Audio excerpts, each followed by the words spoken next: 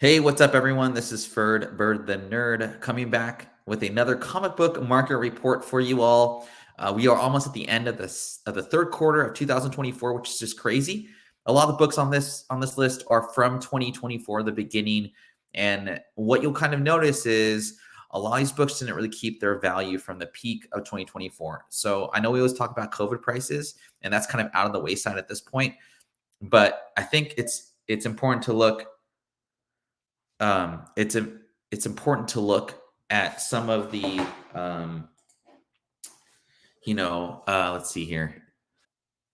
Sorry about that, everyone. We're resuming filming here. So yeah, just a quick kind of recap of some of the books that I've been looking at for the past few months or so, just to see if the market, if it was a good time to sell at the point that I did sell or saw some sales there, or was it a good time to hold. We'll take a look at that.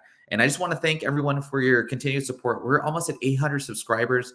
I've been doing these comic book market videos after Sunday sales have kind of completed. It's a couple days late, so I do apologize, but we're almost at 800 subs, as I said before. If you all could do me a favor, just hit that like button, subscribe, tell all your friends about these shows. I'll keep doing them independently. We'll keep doing our live shows as well. And we got a special show this Thursday coming up from our homie Darth Lopez about some comic book content challengers. I don't know what you call it, but it's all his thing. It's his shtick. But we'll be going live on Thursday around 5 o'clock Pacific time, so join us then. And thanks all for your support. I'll shut up. I'll get into this list. And yeah, I really hope you guys do enjoy this report today. So couple cold keys here, some sad stuff here as well. So Sunfire Big Hero 6. Now, this is the first appearance of Big Hero 6 in comic books, as you all know. A great book from the late 90s, early 2000s. I think this is more late 90s. So the print run's kind of funny on this one. You could find a newsstand, I believe, in this book, but $20 for a near mint. I feel like this is kind of a tougher 98, 96 to get just because the flap on the front cover, a lot like my ASM 433, 432. Oh, sorry. Yeah, ASM 433. But this is great. I think this is like a great rendition of Manga Meets Marvel. And the book's a fun book. I think it hits all ages as far as, need or want. Scott Lobdell did this book. I mean, one of my favorite Marvel employees ever. But yeah, I don't remember seeing this book back in the day. I don't think I'd pick it up personally, but if I saw in the wild, it kind of just, it gets my eye here and there. But $20 for a near mint, I think, is honestly great. I think there's some people that probably disagree with that, but for me, I think this is like a modern day, like, fun grab to get. So $20, what's that, in regards to our comic book collecting hobby. Next up, this is kind of a sad one for me. Naomi #1. I don't remember when this book came out. Let me look that up real quick. Let's see. Naomi comic date. So this book came out in 2019, so almost a full year prior to the pandemic. I remember this was talked about by Comic Tom, and I remember picking this book up, and I was like, "Wow, this is a really fun book." There were some ties to Superman. There was talks of a new show coming out, and it came out and didn't do very well. I didn't personally watch it. I think it was a little too early for this to come to the big screen, but I remember this going for like $50 in near mint. 9/8 were going for like 200, 150, but that was prior to the pandemic. So, I think this book spiked quite a bit pandemic, obviously with pandemic prices, but 9/8 listed for $29.99. I don't know how many days are left on it, but there are no bids on that book. I wouldn't touch this book anymore, unfortunately. I mean, it was a mini series, so it didn't really go for that long. So as far as readership kind of fandom, it didn't have that much readership, honestly. And it's kind of unfortunate. I mean, I feel like this is kind of indicative of we have a hot character, we hit it, but we don't write enough about it to get more people interested in the book. So anyway, that's just kind of my thoughts on it. $29.99 if you're looking for this 9/8. Good luck. Now, this is one of the first books I've highlighted for like books that caught heat in 2024. I remember going into my LCS and telling them, man, you guys need to list this on eBay like right away. Shout out to Arcane Comics here in Shoreline, Washington. They ended up selling it for quite a bit, and $250 raw earlier this year, $300 in a 9.8. I'm actually not mad at that, just because of the, let's see here, just because of the assumed kind of the assumed rarity of this book, and the Donnerman stuff is really cool. I think, but if you were waiting to get this book in a 9.8, you're probably doing okay. If you were looking to buy this at $250 and sell for $500, you missed the boat on that one so far. I don't know what's going to keep this book going, but we'll see. But it's a great cover, and if you're a Donnerman collector or Captain Marvel collector like our homie Darth Lopez, then I'm not mad at that 9.8 for $300. Blood Hunt #1, the 1 in 25. Now, this book, I remember over the weekend when this came out, this was like up to $250.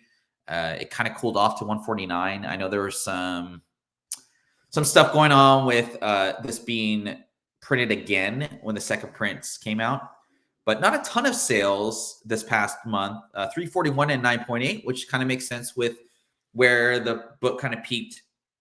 You're basically paying $100 over market price at the top for a 9.8, which is all what we all love. The series kind of faltered, in my opinion. I don't think it really did very well personally, but I know a lot of people did like this series out the gate, and I actually was one of those people. But yeah, it just kind of ended a little lame. I really was looking forward to seeing Blade as a villain, going forward, but it was just like, it was kind of I don't know. It was different. But if you're a collector of these 1 in 25s, I think all the 1 in 25s are actually pretty cool to get them all kind of in a row. But I prefer like either the number 4 or 5 issue versus this one. This one was kind of funny to me, but it is a homage, so it have that going for it as well. But regardless, if you're looking for this now, $341, 9.8, still think that's pretty healthy, but definitely down from its peak earlier this year.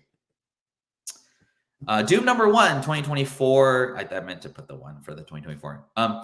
I don't know this. I've talked about this book in past market reports, and this could be still the book of 2024. It's still selling relatively well. And what's funny is the 1 in 25 version variant doesn't sell as well as the actual trade dress. And I think the trade dress looks pretty dope, just with the Doom, font on there and the issue 1, all that. Obviously, this has kind of kept that floor because of the Robert Downey Jr. Announcement, the past month or so, which has just really taken over the comic book community and by storm. But yeah, if you're looking for this, $35 to $40 in raw.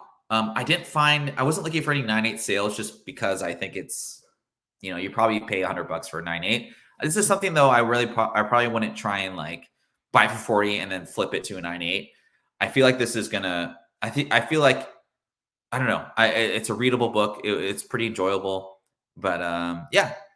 Nonetheless, there you go.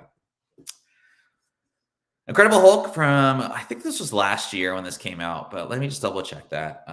Incredible Hulk. So yeah, this came out June of last year, and this Mr. Philip Kennedy, I think I wrote this. It's a really cool book. A lot of people when this book came out, they compared the writing to Immortal Hulk quite a bit. So I'm not mad at that kind of comparison there. But yeah, so let's see if this kind of holds up. $10 to $15 in a near mint copy for this book. But yeah, I'm not really sure if it'll hold up. The writing kind of faltered off a little bit, and I think people kind of forgot about this. But I was still a reader. I need to kind of go back and maybe get the Marvel app and read some of the past issues. But I think for reader value, this is a great book to pick up if you're curious of a new title to kind of look into. But yeah, Incredible Hulk from last year, almost a little over a year since this book came out, and I'd be curious of what the print runs of the later issues are. But it's starting to pick up a little bit, and the villains are pretty awesome in this book as well. So we are almost about 10 minutes into this episode of my weekly comic book market reports. I just want to thank everyone for watching, your support. Again, we got nominated for an award. So go to the CBSI Comic Book Community Awards webpage. I'll put that in the description below. And vote for your favorite speculator, favorite channel. There's we were in the, I think, 1 to 999 subscriber range. So, it's just very humbling to be nominated for something that, we've kind of worked towards, or didn't really work towards, but just being recognized by the community is pretty cool. And if you all could do me a favor, hit that like button, subscribe, tell all your friends about this. I'll keep doing them. And on to the next. So Green Lantern number 76. I have one more book after this book. So I just looked at this and I just thought, like, okay, Green Lantern, there's a little bit of pub with the Green Lantern DCU stuff. Still really nothing into fruition. Who's going to play Green Lantern? Kyle Rayner, Guy Gardner. There's rumors out there, nothing really confirmed as far as what I've read. And I don't really confirm anything until, right, the show actually comes about or there's a trailer. To me, it's just kind of tough to speculate off that because you could be wrong. But from what I read about this book, there's a little bit of controversy that surrounds it. There's a couple of first appearances, but I'm just going off cover just because the cover is really cool. 167 bucks raw and very good, very fine condition. You could probably press that bad boy and get a higher grade. But I think this is a beautiful book to get signed or just to get it slabbed. I just think, the DC books, they were printed pretty heavily here, but I think getting these books in higher grade and getting it slabbed by CGC, I think it's still a pretty good idea. It's fairly expensive, so I think the demand is still there for this quote unquote book. And it's, with the more Green Lantern announcements, it's, spec quote unquote sort of dead, but you're still going to see a little bit of that FOMO catch on a little bit here and there. So Green Lantern 76, 167, very good grade. And last but not least, this is a personal heat index for me. I was on vacation last week and I listed this book without the knowledge of this trailer coming out last week. And I guess I timed it pretty well. So Sonic 98, this is the first appearance of Shadow. Some people didn't know what the print run on this bad boy is, but from what I've studied, $4,000 print, or $4,000 print run for the direct edition. The newsstand is never in high grade. So if you find a newsstand for like in a 9.8, you're going to pay a lot of money for it. But this is arguably probably the most sought out Sonic the Hedgehog comic book. It's a later print run, which is hence the $4,000 print run on the direct edition. And it's a first appearance of basically like the rival to Sonic. He's being played by Keanu Reeves, so that's just going to add to the hype for it. I sold my 9.4. I thought it was going to be like a 9.6 at least for $475 last week in auction, and the buyer did pay. So I was really happy about that, and I'm not unhappy about selling it. I bought the book for probably $180, so I paid a little bit, but I thought it was a 9.4 grade. I mean, it's pretty healthy for a modern book, quote unquote.